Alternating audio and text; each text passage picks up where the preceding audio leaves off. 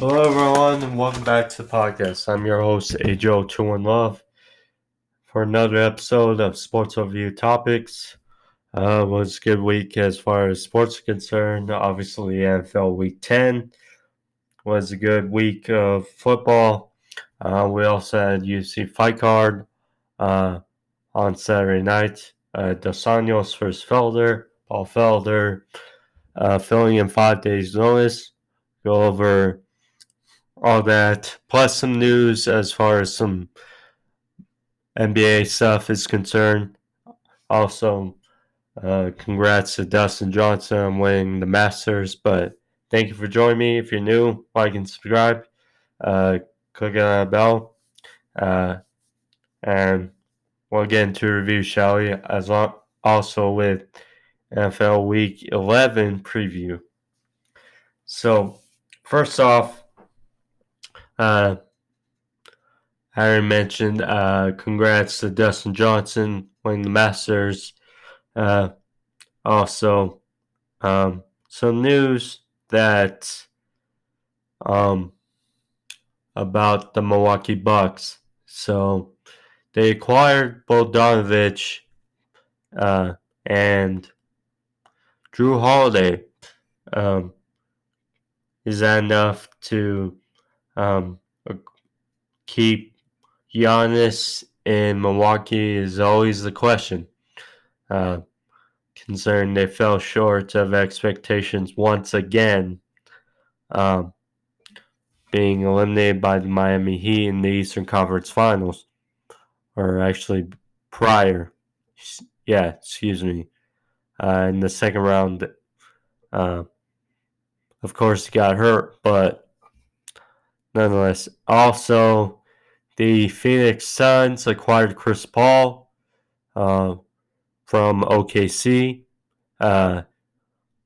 They were the regular season great story of the bubble. They were the only team that went 8-0 in the bubble.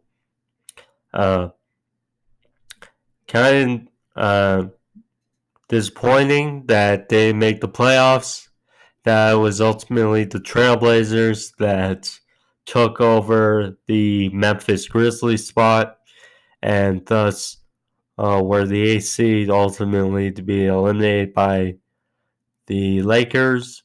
Now, the Suns would still probably been eliminated by the Lakers, but still would have been more intriguing and more investing as far as the playoffs are concerned. Now, Chris Paul going to the Suns. I mean, they were a growing team. They were a young team. Obviously, Ayton and Devin Booker being there. That solid 1-2 combination. Young. Chris Paul, he adds leadership. He adds a good veteran to the squad. Hopefully, they can be more consistent last year. I mean, of course, the reason why they had to go 8-0 was because they were so far down. They were the lowest seeded team that had eligibility in the bubble in the NBA this season. But, hopefully they can find more consistency next season with the acquiring of Chris Paul and whoever they acquire in the draft. So we'll see. Next, I want to talk about NFL Week 10. Let's get into it. So, was a good week. Finally, once again, I have double-digit good predictions this week for the first time in over a month. Last time, obviously last week I was 8-6. But the last time I had double-digit wins was week 4. And I was 13-2 that time. Now this week I was 10-4, thanks to the Vikings winning over the Bears, because the Bengals upset me, as well as Washington. I mean, I had a flawless afternoon, except for the Bengals. But I mean, can't really complain too much. Just good. But now let's get into the games for week 10. So, starting with Thursday night football, Colts, Titans, the first of 2 matchups they'll face again in week 12. But this was in Tennessee. This was kind of back and forth to start. Titans, they were having issues on the offensive line already since Taylor Lawns are out for the rest of the year. Saffold, he came in and out. Ben Jones, their center, was in and out. But overall, they stayed mostly healthy. And they had the advantage at the half, 17-13. The Colts, although in the second half, I mean, they made adjustments. Well, partially thanks to the special teams of the Titans. I mean, the Colts were driving. They were at the 1-yard line, and they were stopped goal line stand. And then the Titans got the ball, but was a shanked punt by the third punter, Trevor Daniel, which led to a touchdown. And, missed field goal by, in theory, when you look at it, and then a blocked punt for a touchdown by the Colts. I mean, and then Stephen Gostkowski, we know how of an inconsistent year it has been. And like I said to my dad, we were watching this, it was hard to watch. It is hard to watch Gostkowski this year. Out of all the former Patriots, because, I mean, obviously he had a bad night to start against Denver, but he kicked the game-winning field goal. Then he had a good day against Jacksonville. He had a good day against Minnesota. He's been up and down really since. Obviously, he missed the game-tying field goal against Pittsburgh. So, I mean, it's been inconsistent as far as Gostkowski is concerned.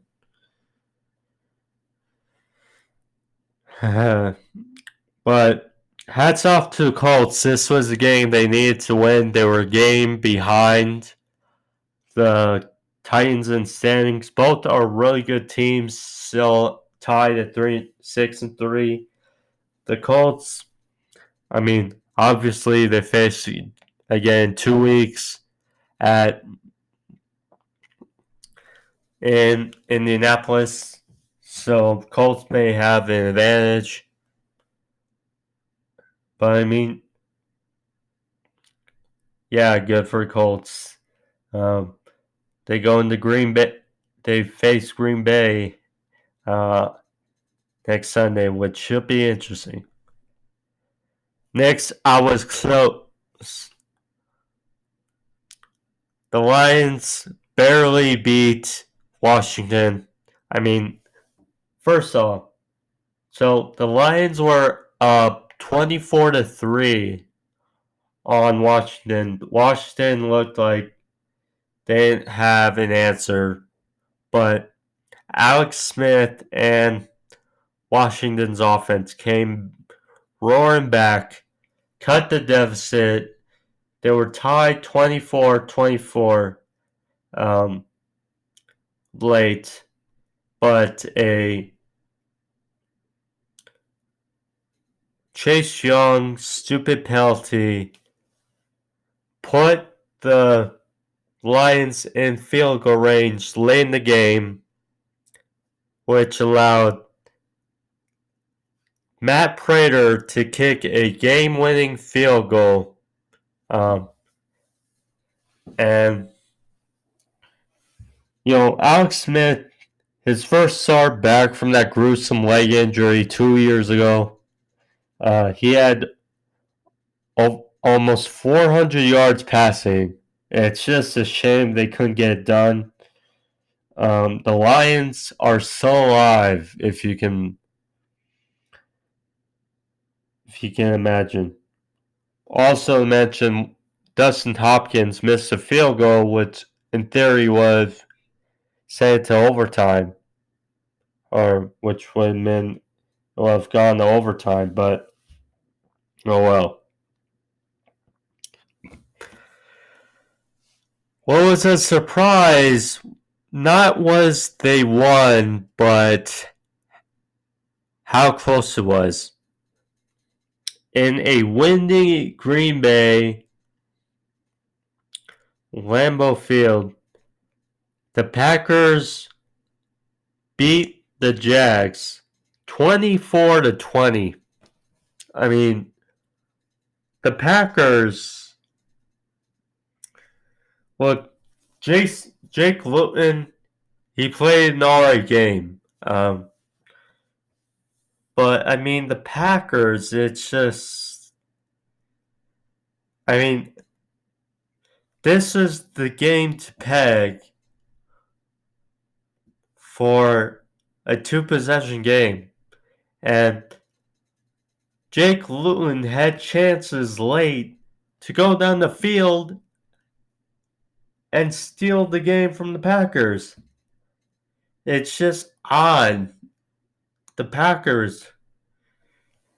This is why I don't take them seriously, because they seem to fall flat sometimes. They're not really consistent. Yes, they still have a bunch of W's. Aaron Rodgers is still Aaron Rodgers. But, I mean, this inconsistency is troubling to me when I compare them to the rest of the pack in the NFC.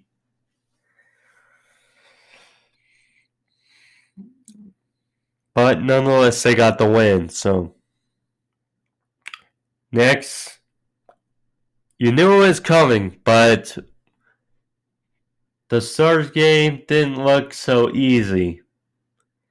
The Buccaneers beat the Panthers 46-23. The Buccaneers come roaring back after that disappointing feat on Sunday night last week against the Saints. They came roaring back. Ronald Jones, he had himself a day running the football, which was capped off by a 98-yard touchdown run. I mean, it was 14-all early in the second quarter, but the Buccaneers just ran away with it. I mean, the Buccaneers, their formula, I mean, last week they kind of went away what was their formula. their formula is to run the ball well using their running backs with Rojo, Fournette, McCoy, Vaughn, and then play action and have Brady find those really good receivers. They're not a team that really, I mean, yes, they have the receiving core, but they're not, their way of winning is not to just throw it 40, 50 times a game. Their way is to run the ball and play action and pick you apart. And that's what they did against Carolina. Now, hope Teddy Bridgewater is okay. He exited the game with a knee injury.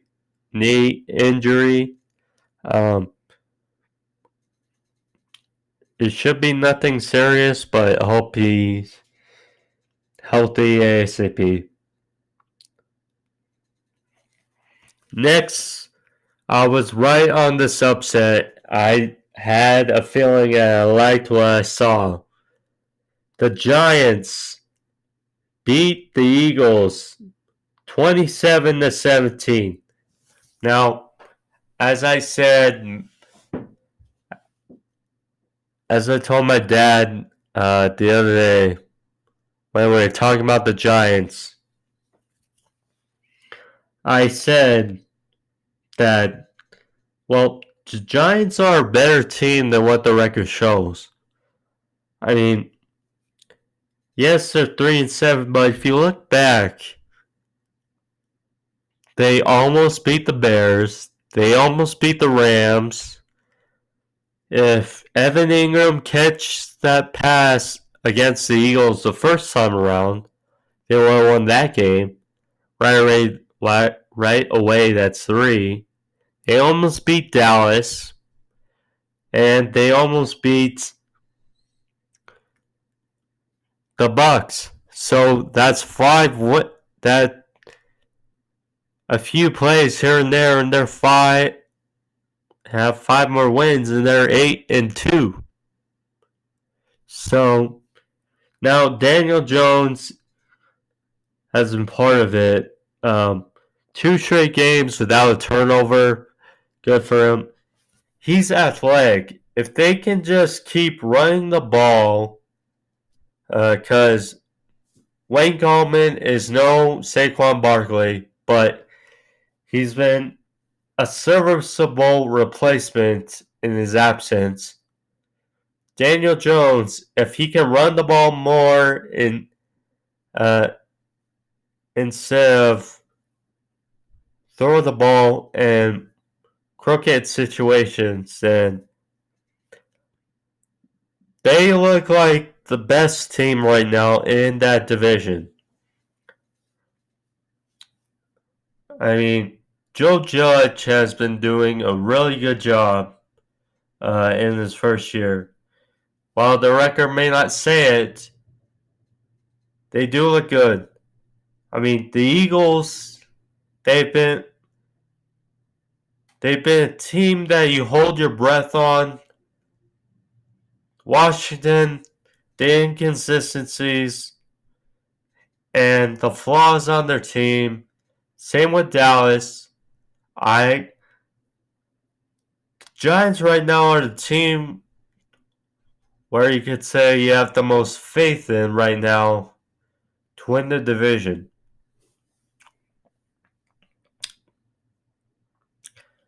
Next up was an ugly game, but the Browns found a way to win. First off, there was a weather delay in this game, the Browns and Texans, but nonetheless, it was played. I mean,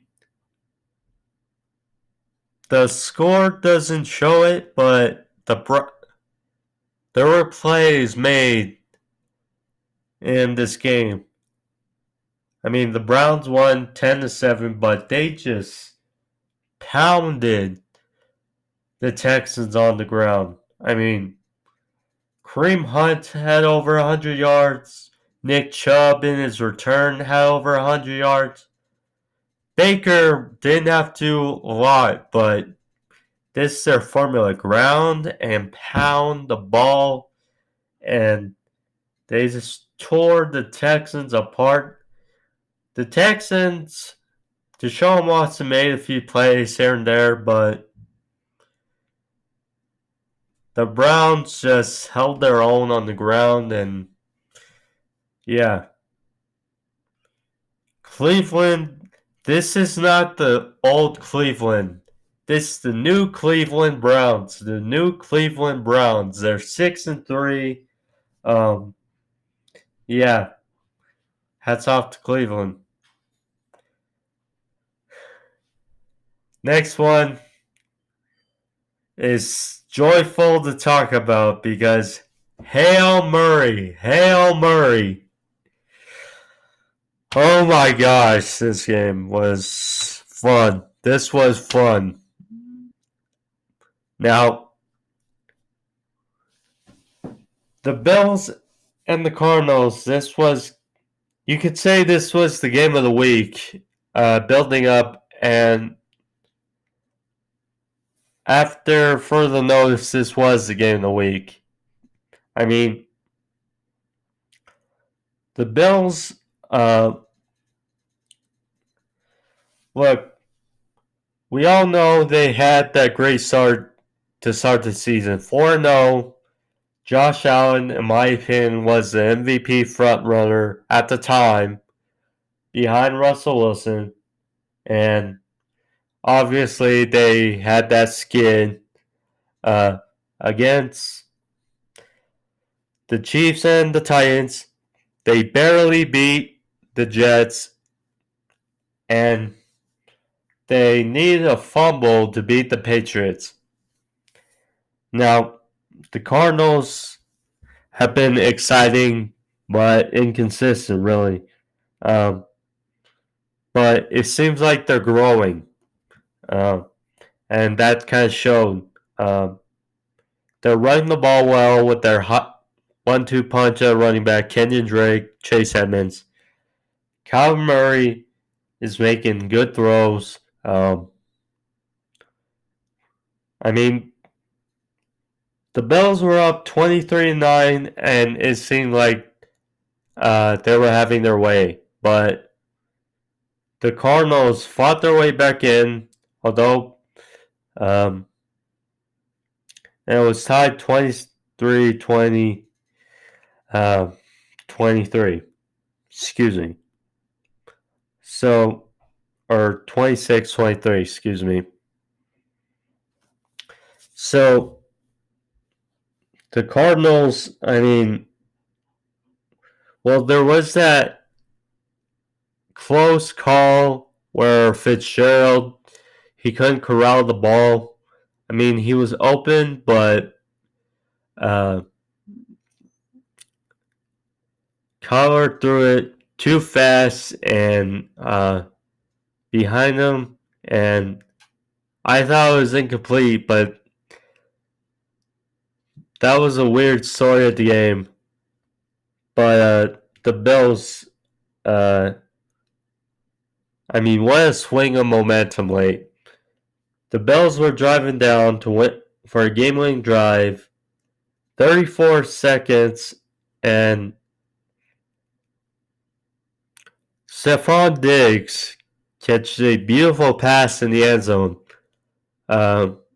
And you thought, okay, the Bills have fought their way back and took this game back when all the momentum looked like it was going back to Arizona's side. But Arizona, I mean, they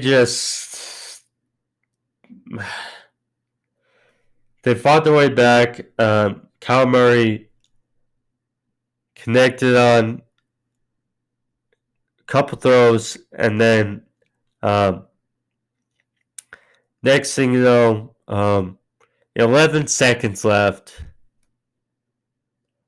He rolls out to his left. He shakes off or he jukes off a D lineman, throws it up, and DeAndre Hopkins catches it beautifully out of the air. Two defenders on him, one came late, and the prayer was answered, and the Cardinals snatched it back late. And Kyler Murray and the Cardinals just what a game. Now, when you look back at the Hail Mary situation, I mean, there were some talks about it. The Cardinals were trying to set up something to make it easier on the last play. Because when you look at the time left, if it was incomplete, they would have had one more play. But nonetheless,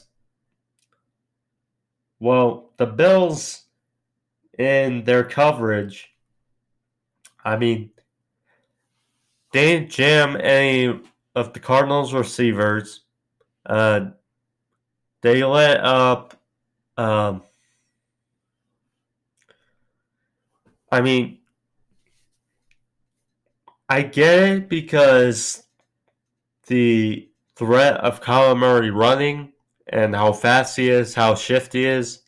But at the same time, for a natural Hail Mary drill, every one of the defenders should be in the end zone, except for the linemen. Heck, I wouldn't even be surprised if there were 11 guys in the end zone.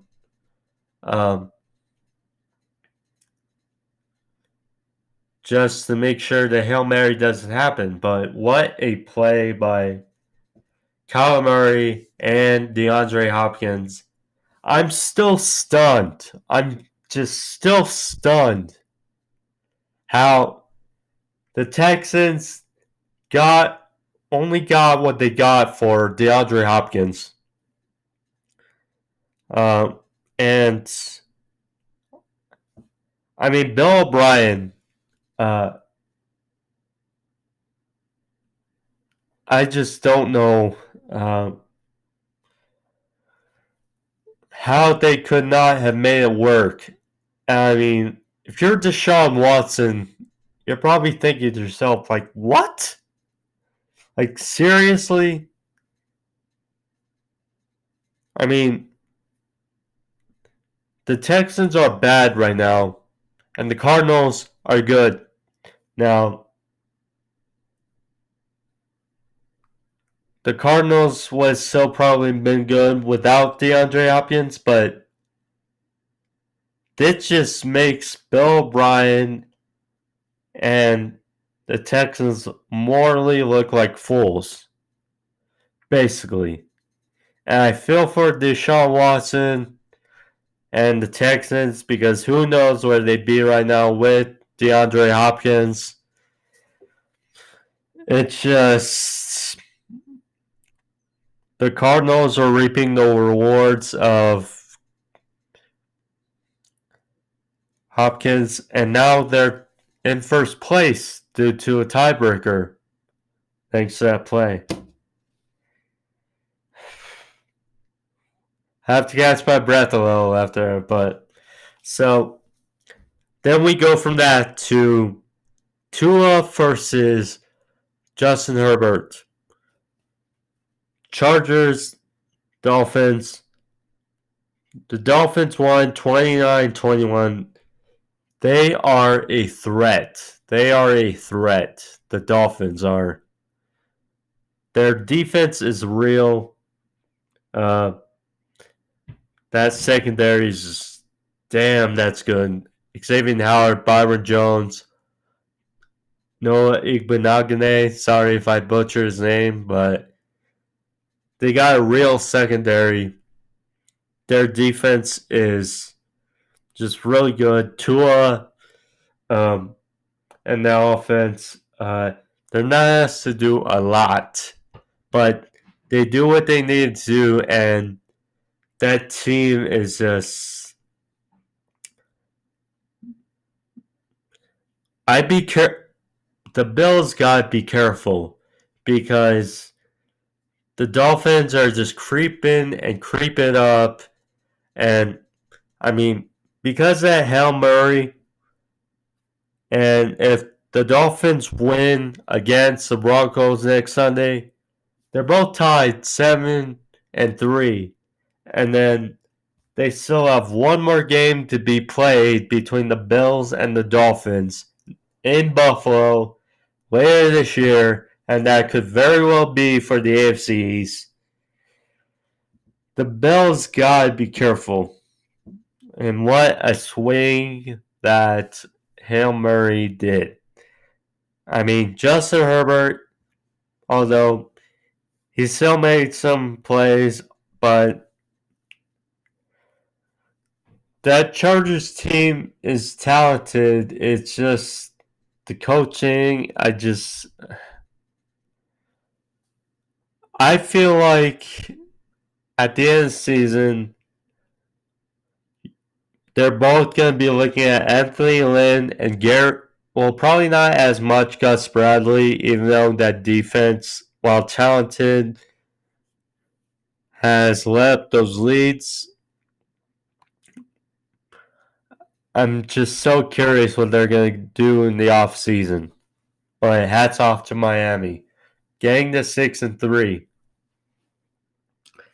Speaking of 6-3, the Raiders.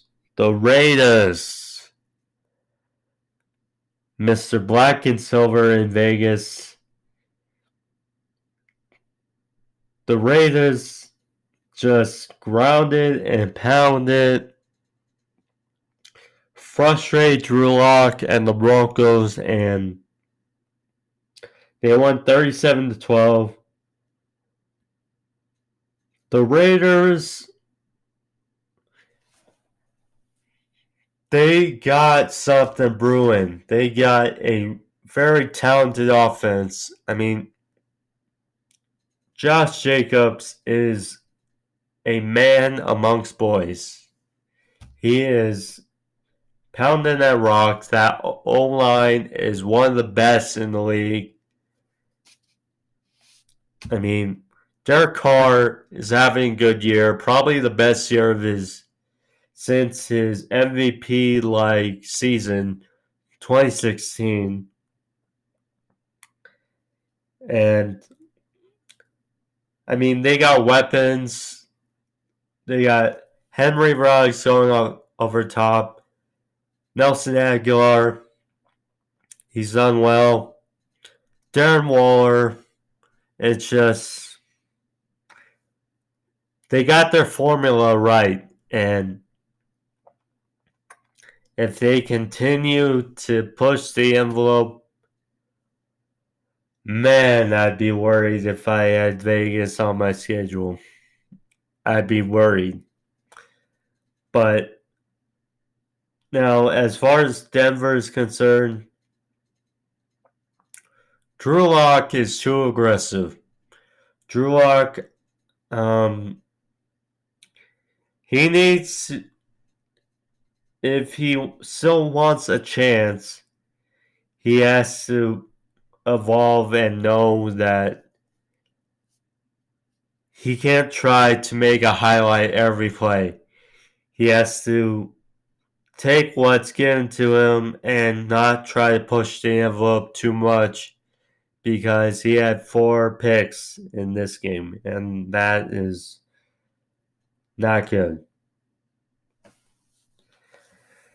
Next up in the afternoon schedule, we had the injury riddled 49ers against the Saints. Now, speaking of injury, Drew Brees was shaken up, but I'll get into that in a sec.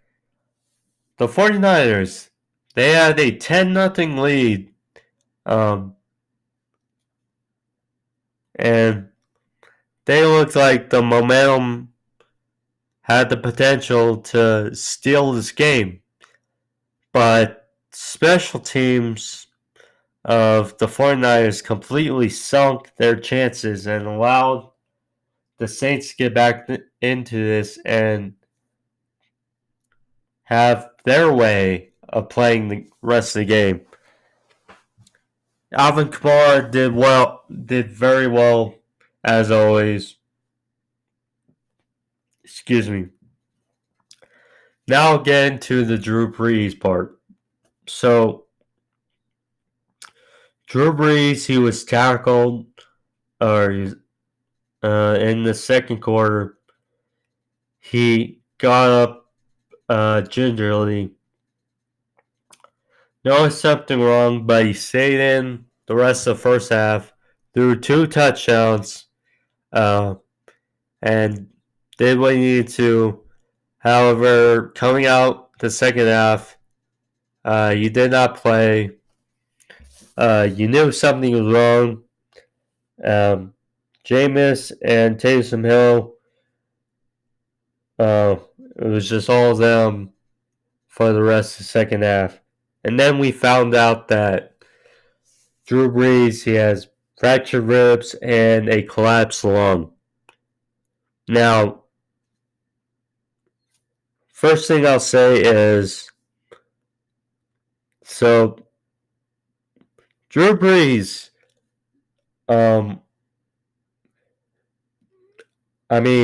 after this year, he has one more year on his deal. He thought this injury, these pair of injuries, if he thought that maybe he'd go one more year, that final year,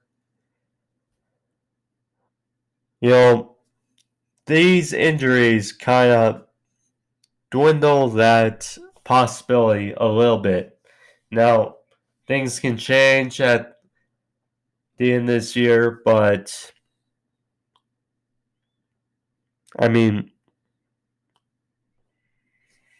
Drew Brees, he's 41. Of course, when you get older, these injuries mean more and impact you more. So it's definitely going to be interesting. Now, as far as the Saints the rest of the way, the next 4 games are Atlanta twice, the Broncos, and the Eagles. So it isn't a detriment for the next month of the season. Whether it's Jameis or Taysom Hill or both at quarterback for the next month of the season.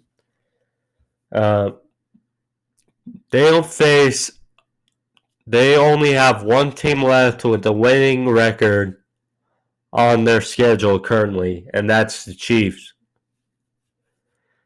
After that, they have the Vikings and the Panthers to end the season.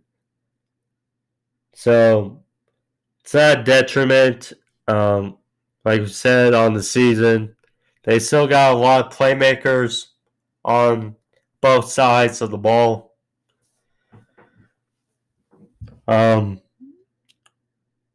So they still have the potential to run the course, and we'll see when Drew gets back. I wouldn't be surprised if they hold him out till the Chiefs game, but we'll see how it goes down. But the 49ers, they had it in their hand, and they just did not, they just let it away from them. Next up was a very interesting game. Alright, Doc. I'll be right back.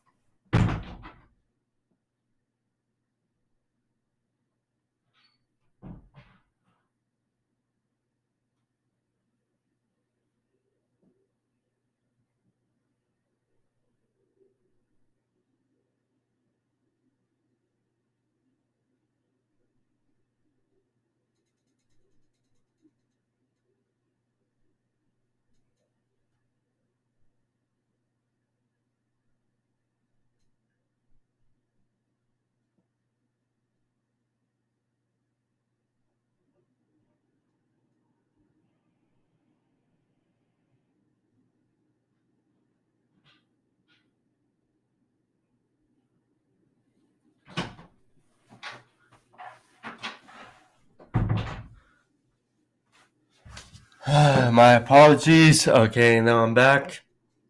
So, now back into the Seahawks and Rams.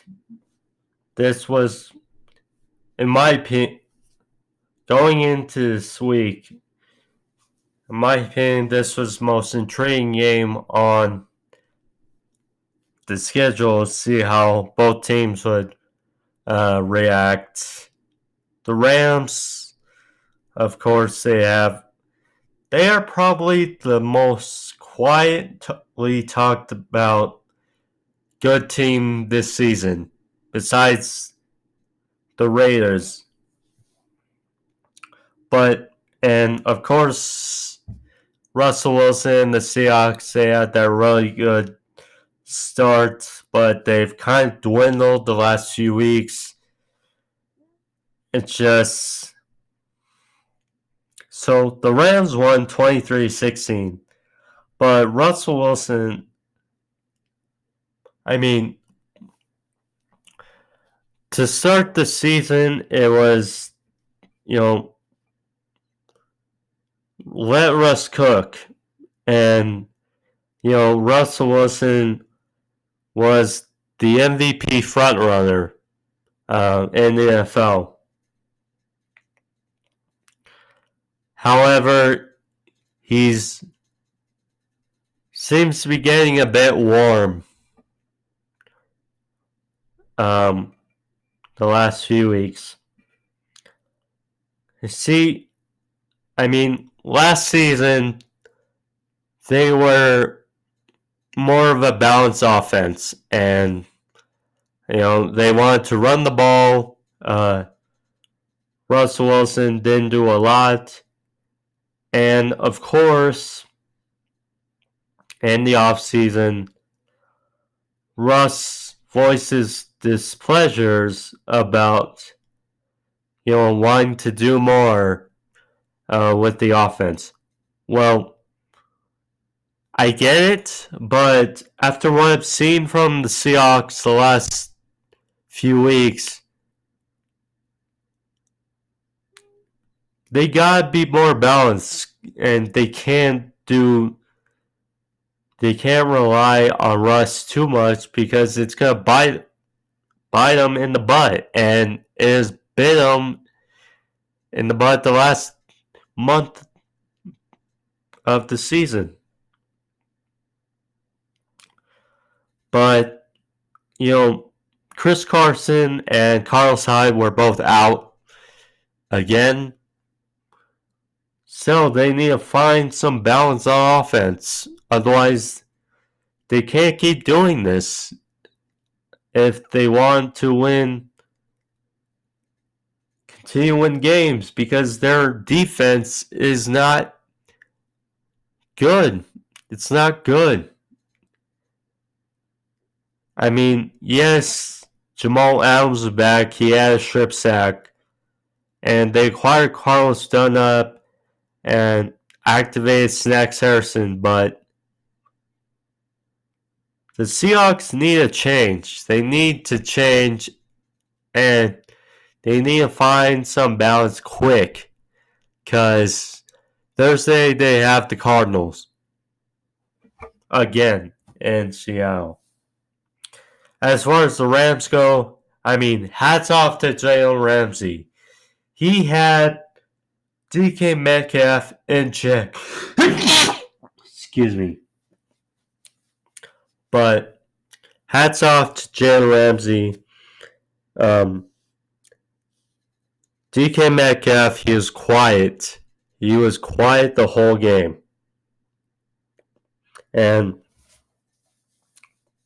good on their defense part. Darius Williams, he had 2 picks.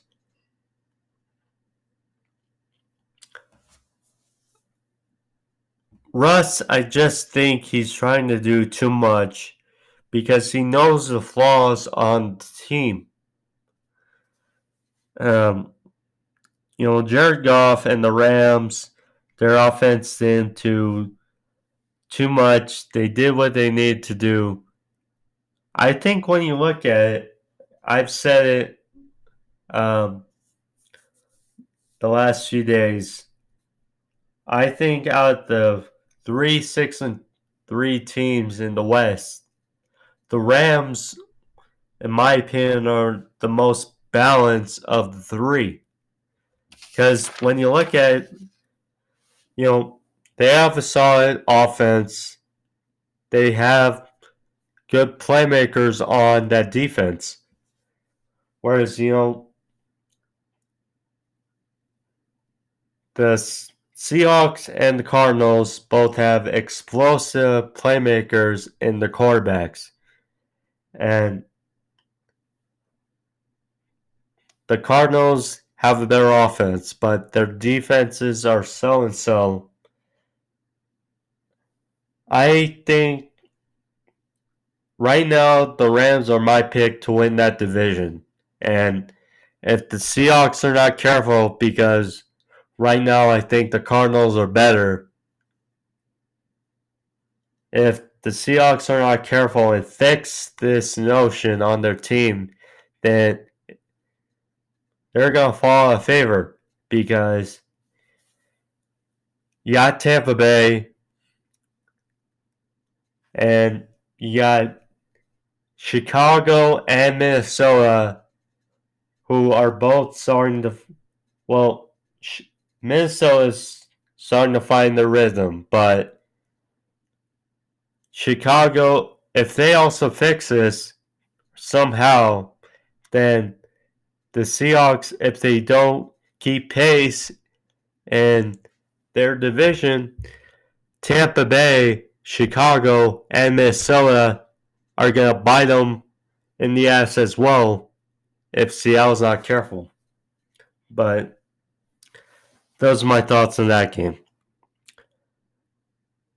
And then talking about my one flaw in the afternoon games of Sunday, Cincinnati and Pittsburgh. Now, I take blame for this. I picked the Bengals for the upset mostly because of the unknowing of the status of Big Ben.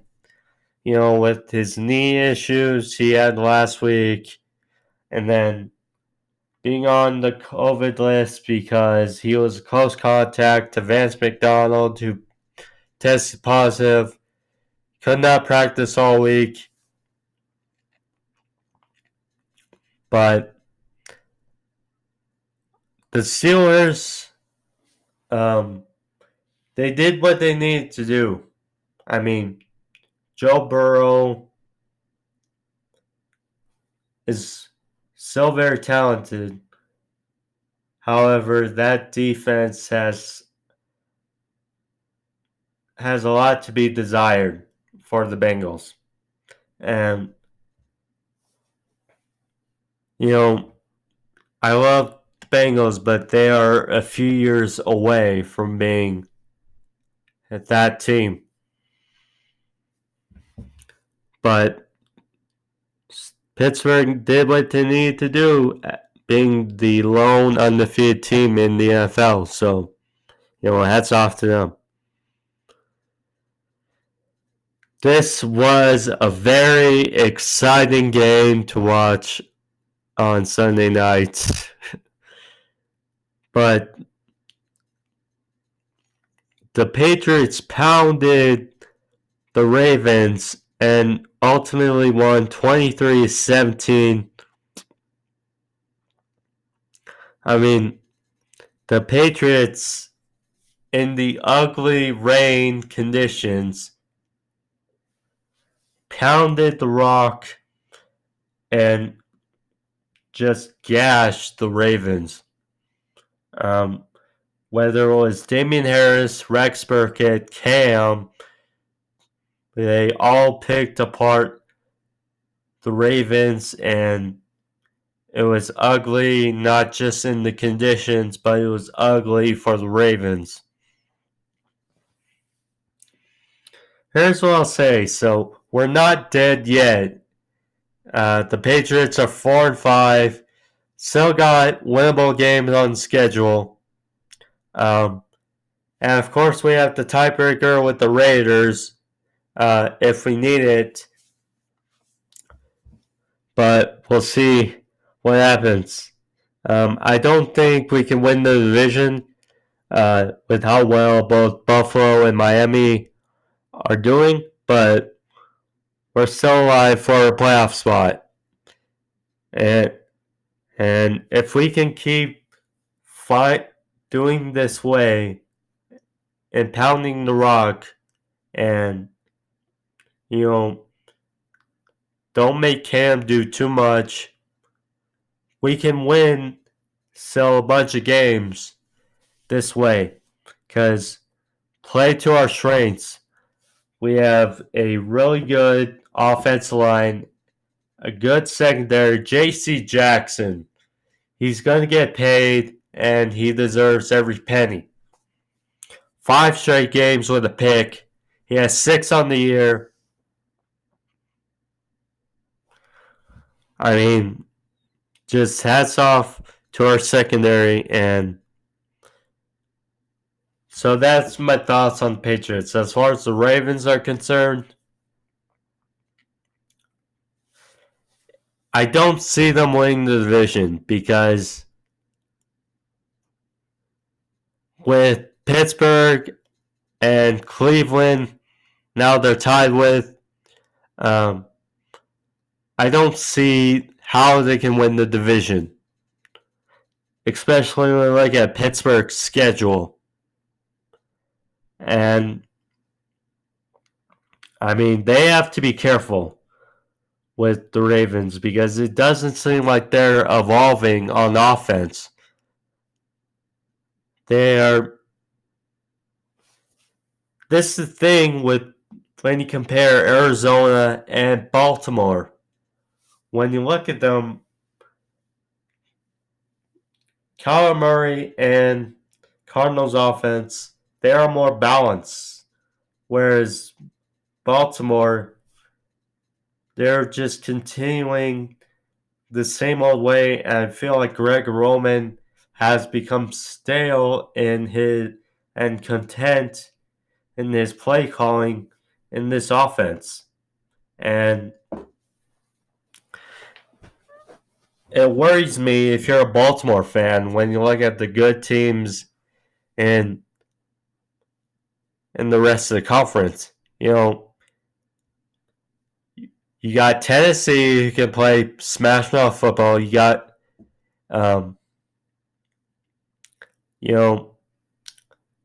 Pittsburgh beat them, and they'll probably beat them again.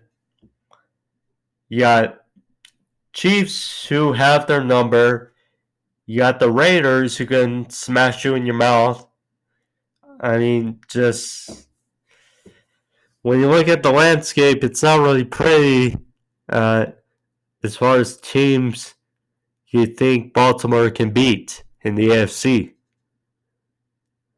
And then to end the week, I have conflicted feelings. Chicago, I'll get to you in a moment. So, Vikings won 19-13. I mean, the Vikings have found their stride, and it wasn't pretty to start. Dalvin Cook didn't have an exceptional day like he did the last 2 weeks. But they stayed patient, and their offensive line has improved. Putting Ezra Cleveland at right guard has certainly helped, which is surprising when you have a left tackle who's never played guard in his career. Put him at right guard, and all of a sudden that line has become better and has improved as of late. And the Bears defense kept them in this. It's just, first of all, now sticking with the Vikings, they still have winnable games on their schedule. Like I said, they have Dallas, Carolina, and the Jags next. So they can be 7-5 hanging that game against Tampa. So they're still in it if they can just keep with their formula and win the games they're supposed to win. They can win. They can be at least 9-7.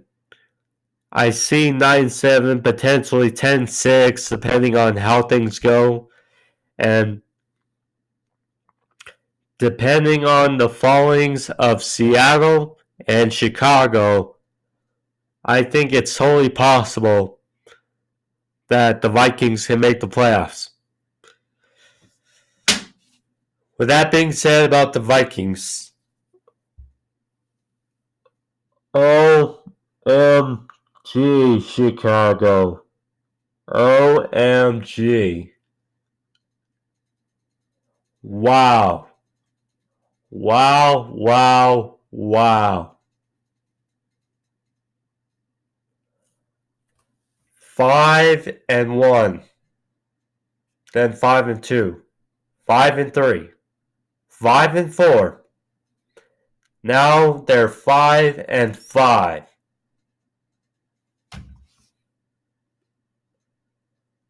What the hell? What the hell? Bears offense. They're not the Jets. They're not the Jets or the Cowboys. But I mean, seriously? Seriously. Now, that defense is great. They kept their team in this game. Now, all prayers out to Nick Foles. Hope the injury they said is a hip pointer.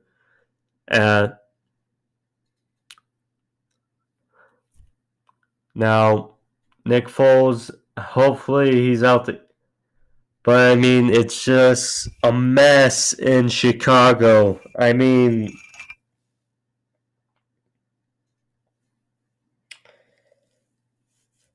I don't know what to say.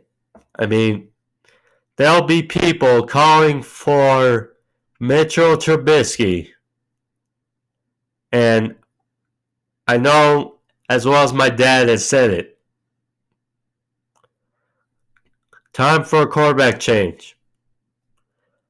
But, I mean, it's ridiculous. It's ridiculous. No running game, bad offensive line. Allen Robinson, he's a good receiver. I like Jimmy Graham, and I like their tight ends. But, I mean, to say Mitchell Trubisky is gonna help just because he's mobile,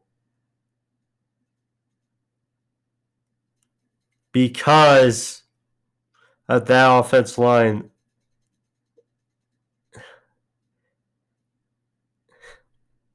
it's just a slap in the face to Chicago.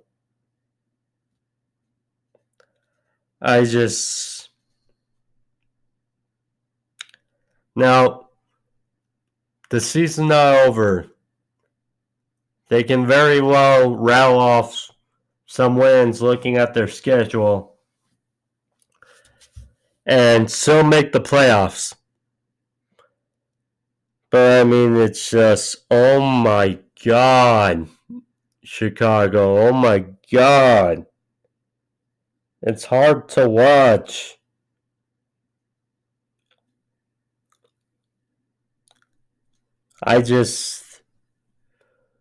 Golly. I don't want to talk about Chicago anymore. They're on bye week. They got issues. Whether it's Nick Foles or Mitchell Trubisky, I don't care. Their coaching sucks. That's all I'll say about Chicago. I'm not going to talk about you anymore.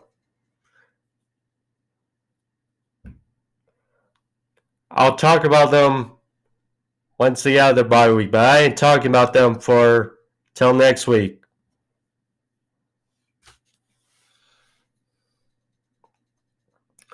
So now we get to week 11. Week 11 predictions. So we have a really good way to start. Arizona, Seattle Part 2, and Seattle. Now, Seattle, their defense has been sad, but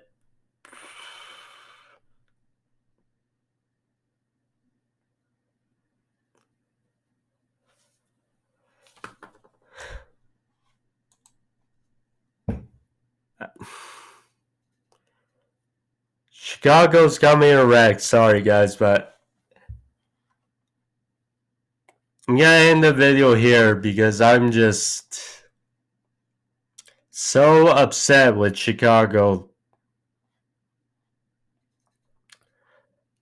I'll post another video on my predictions later this week. I'm just not in the mood. Anyway, thank you guys for joining me. I'll be back Thursday with my AEW review. I'll probably post my predictions on Friday. They're made. I'm just